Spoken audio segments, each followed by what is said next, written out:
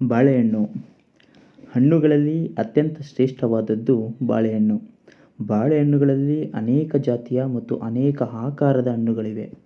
ಸುಗಂಧ ಮತ್ತು ರುಚಿ ಬೇರೆ ಬೇರೆಯಾಗಿದ್ದರೂ ಯಾವುದೇ ಜಾತಿಯ ಬಾಳೆಹಣ್ಣು ತಿಂದರೂ ಆರೋಗ್ಯದ ಮೇಲಾಗುವ ಪರಿಣಾಮ ಮಾತ್ರ ಒಂದೇ.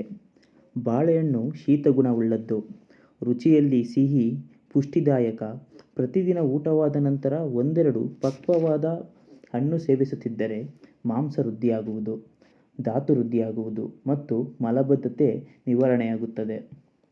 ಬಾಳೆಹಣ್ಣು ಸೇವಿಸುವುದರಿಂದ ದೇಹದ ತೂಕವು ಹೆಚ್ಚುತ್ತದೆ. ಇದು ಸುಲಭವಾಗಿ ಜೀರ್ಣಕ್ರಿಯೆಯನ್ನು ನಡೆಸುತ್ತದೆ. ಎಳೆ ಬಾಳೆಕಾಯಿಗಳನ್ನು ಸಿಪ್ಪೆ ಸಹಿತ ತಿನ್ನುವುದರಿಂದ ಕರುಳಿನಲ್ಲಿರುವ ಸೂಕ್ಷ್ಮ ಕ್ರಿಮಿಗಳು ಮಲದ ಮೂಲಕ ಹೊರಬೀಳುವುದು.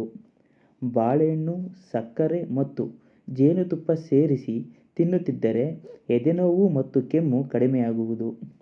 ವಿಷಮ ಶೀತ ಜ್ವರ, ಮೂಲವ್ಯಾಧಿ ಮತ್ತು ಆಮಶಂಕೆ ಇವುಗಳಿಂದ ನರಳುವ ರೋಗಿಗಳಿಗೆ ಬಾಳೆಹಣ್ಣನ್ನು ಮಜ್ಜಿಗೆಯ ಜೊತೆಯಲ್ಲಿ ಕೊಟ್ಟರೆ ಗುಣ ಉಂಟಾಗುತ್ತದೆ.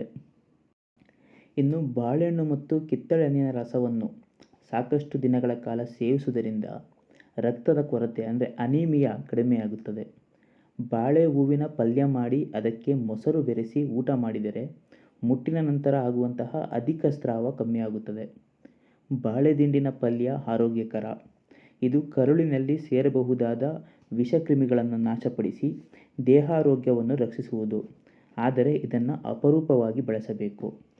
ಬಾಳೆ ಎಲೆಯನ್ನು ಸುಟ್ಟು ಭಸ್ಮ ತಯಾರಿಸಿ 2 ಚಮಚ ಭಸ್ಮವನ್ನು 1 ಚಮಚ ಜೇನುತುಪ್ಪದ ಜೊತೆ ಸೇರಿಸಿ ತಿಂದರೆ ಬಿಕ್ಕಳಿಕೆ ಹೋಗುತ್ತದೆ. ಸೀಬೆಹಣ್ಣು. ಸೀಬೆಹಣ್ಣನ್ನು ಮಿತವಾಗಿ ಬಳಸುವುದು ಕ್ಷೇಮ. ಇದನ್ನು ಹೆಚ್ಚಾಗಿ ತಿಂದರೆ ಹೊಟ್ಟೆನೋವು ಬರುತ್ತದೆ. ಸೀಬೆಹಣ್ಣನ್ನು ಉಪ್ಪು, ಕರಿಮೆಣಸಿನ ಪುಡಿಯೊಂದಿಗೆ ತಿನ್ನುವುದು ಒಳ್ಳೆಯದು ಮತ್ತು ಹಣ್ಣಿನಿಂದ ಬೀಜಗಳನ್ನು ತೆಗೆದು ತಿಂದರೆ ತುಂಬ ಒಳ್ಳೆಯದು. ಸೀಬೆಕಾಯಿಯನ್ನು ಹಲ್ಲುಗಳಿಂದ ಕಚ್ಚಿ ತಿನ್ನುವುದರಿಂದ ವಸಡು ಗಟ್ಟಿಯಾಗುವುದು ಮತ್ತು ವಸಡಿನಲ್ಲಿ ರಕ್ತ ಬರುತ್ತಿದ್ದರೆ ನಿಲ್ಲುವುದು.